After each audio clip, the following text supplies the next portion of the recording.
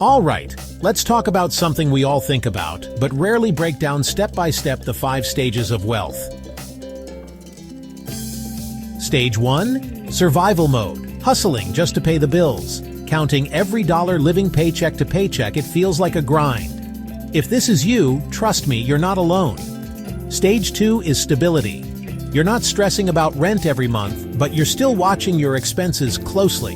You've got a little breathing room, maybe even an emergency fund, but big financial surprises still make you sweat.